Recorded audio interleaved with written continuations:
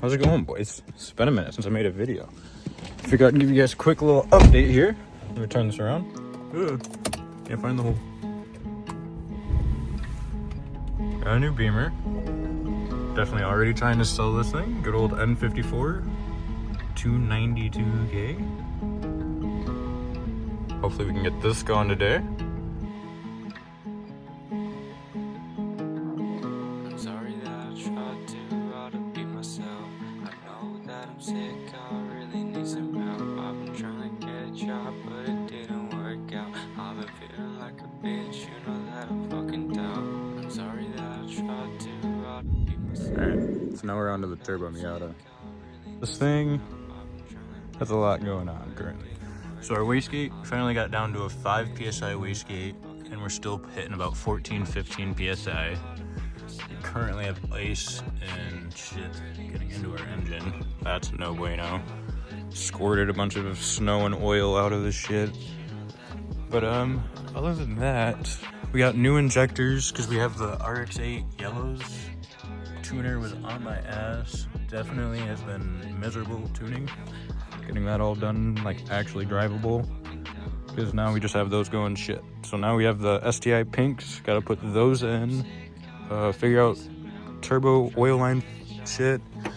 Then I got a catch can for this because we definitely just blew that off because our PCB is cooked. So it's a lot. Oh, and also we have a bunch of stuff, parts just piling up inside of here because it's freezing. Got a new Vertex in here. Got new alignment bolts, clear front corners, fucking license plate. Yeah, this thing's pretty much ready to rip this season. Just needs to not be buried in all this snow. We got our new clear tails in. We got actual clears.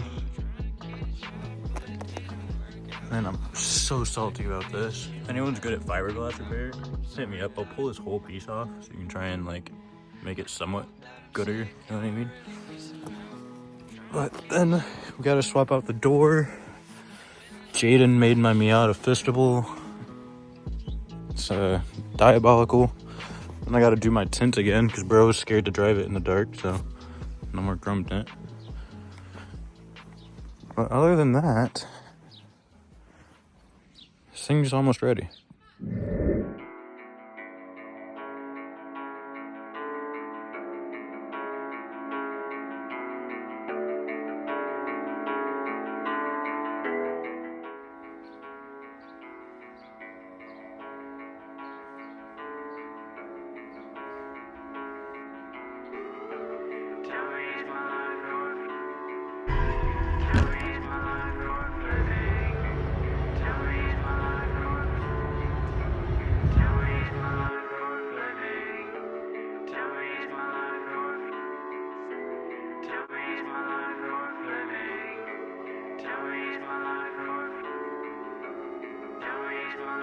So now we're in the garage with the new OG 46. Has all the new parts, has a nice 3.0 get drag connected to it. We're not gonna talk about it. And then it's all ready to go. Just needs to get painted. We have a lollipop bolt that definitely needs to get extracted, but otherwise, it's almost fully 3.0 swapped. Let me show you. So we have all of our MS-43 wiring from the white chassis from the old shop vlogs. If anyone's an OG and remembers that. So we have all of that 3.0 harness matching up to the 3.0 that I got from Gabe for 200 bucks. So we got new alternator, all new accessories, all new, pretty much everything on it. So that's gonna be nice. Hopefully no headaches, just a nice seat time car. We have my BC coilovers on there. Definitely need to get a strut bar to protect those because last time we pushed this one in a good 1.5 inches. Don't want that happening again.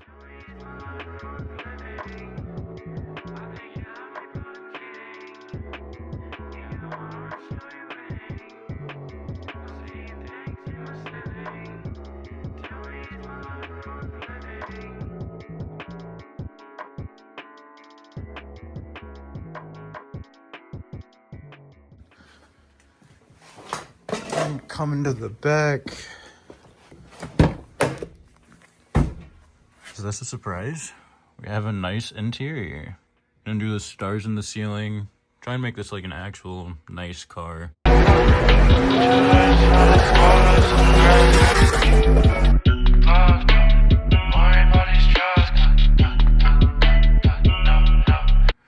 Because the last car was definitely rushed, so there's gonna be no rushing involved with this car. The Miata, I will admit it, has already been rushed enough, so that will be it for the rushed cars. But yeah, this is the current situation with the E46. Chassis is clean. I got it all set up. Super clean. What's up, everybody? I'm not TJ. He asked me to kind of give you guys an update on what's going on with my Turbo E46 here, and the answer is kind of everything. So first off, up front here, I decided to go with Driftex inline remote reservoir. So this is the remote reservoir for the hydro handbrake. It just kind of gets mounted up right there, comes with a mount, super handy, super helpful. It just has one line that ends up running up to the front, up to your hydro. It is, I mean, the interior right now is kind of in shambles, but you can get the idea.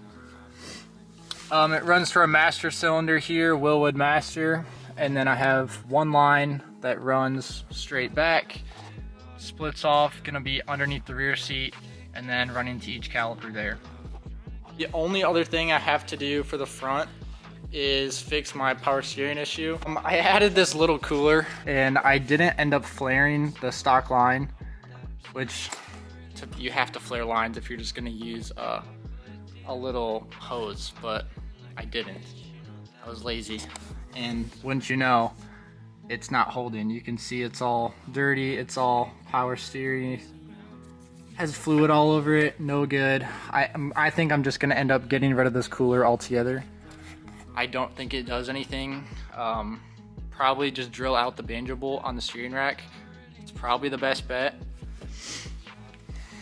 But as far as that cooler goes, I think I'm gonna get rid of that cooler. It definitely does not need to be there. It's probably serving no purpose at all. Other than that, there's not really much to do up in the front here besides fix the hood. I still have damage from when I hit my wall, my first event ever. And then one mishap happened during the season where my hood latches up here, those ended up breaking for whatever reason, and my hood ended up flying up on me. So I have a little bit to repair, like down in these corners. That's all got to get repaired before it gets painted, because this year the main goal, besides the rest of everything that I'm doing, the main thing will be to get it all one color, because it's a lot of different colors. Now, the biggest project that I had going on this winter was the rear clam from Big Duck Club. I ended up cutting the whole rear end out of the car. You might be able to make it out. It's sitting outside now, but you can see I cut out the rear wheel well. I cut out basically just chopped it right off there, cut the frame rails, welded on some plates. Anyways, I ended up getting into the wall pretty bad right here. Not the wall, I'm sorry. I got into a tire really bad, right on this rear quarter panel. Oh my gosh, first lap, dude. And it was kind of like beyond repair as far as like fixing metal. I figured the best way would be just to chop it right behind the window and replace it with fiberglass. So that's kind of what I've been doing. Did that to both sides. So, you know, but that's kind of where we're at. Still have to make a bash bar, also for something to support the bumper. I ended up making some custom brackets so that I could mount the trunk like stock and use the hinges. So it looks pretty OEM. My gaps are pretty well on both sides. You know, about as good as you're gonna get with fiberglass. good product, but anything with fiberglass, it needs a little bit of work if it's fiberglass. And the very last thing that I decided to do this winter was do a M3 rear end. And you can see underneath, that is our M3 differential, M3 axles, and M3 subframe. That's really the only couple things you need for the M3 swap besides a drive shaft, which I'm actually having made custom for me right now. Yeah, that swap went really well. I ended up buying it off eBay, the full subframe, full everything. But there's no need to keep like the trailing arms or the buckets, because the trailing arms are basically the same. Maybe I'm not totally sure, so don't quote me on it, but I think the brake caliper brackets are different on the M3 trailing arms, since the M3 has bigger rotors in the rear. I could be wrong on that, but I decided just to use my 330 trailing arms because I just put new wheel bearings on them and the hubs are drilled to 5x114. So instead of getting new bearings, it just was a lot easier just to keep my trailing arms, not have to put new wheel bearings, swap the hubs over. But regardless, I ended up sandblasting the whole subframe back there. Sandblasted the axles, sandblasted everything, painted it up, made it look real nice, fancy, put all new bushings everywhere, rev shift bushings. I pretty much have the entire rev shift catalog on this thing now. Trans mounts, engine mounts, trailing arms, subframe, diff, like you name it, I got it basically. But this is kind of where we're at. So it's going super well, and all the M3 subframe was to hopefully, fingers crossed, stop me from breaking axles. Stronger axles supposedly. So hopefully I don't have a problem breaking them like I did with the 330 axles. Again, my 3 problems was hydro not locking up, which I'm solving that by doing the remote reservoir, but also doing dual caliper this year instead of inline. So I have a second set of rear calipers to throw on, which you can see I welded on the second bracket. It's all good to go. So I should have a good hydro this year. Axles should stop breaking. I'm able to have the rear of my car look like, you know, it's not crumpled and pushed in. So that's it. Still have to get it painted, so that's one of my issues. And then also I was having fuel cut last year. So at like a half a tank last year, I would have fuel cut. So I'd be like on throttle, whatever, going through a corner, and then all of a sudden the car would just totally give out. So I decided the best way to fix that, since I'm already doing the tube rear, I left enough space here to mount this fuel cell that I just had laying on shelf.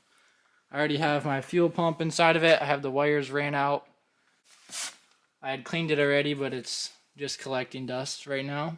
Yeah, this is pretty much good, ready to go as soon as I extend a few more AN lines and then plumb the or wire the fuel pump in. But my fuel system is already AN lines from the E85 conversion, so all it will be is just extend a few lines and then hook it up to top of the fuel cell, and we should be good to go.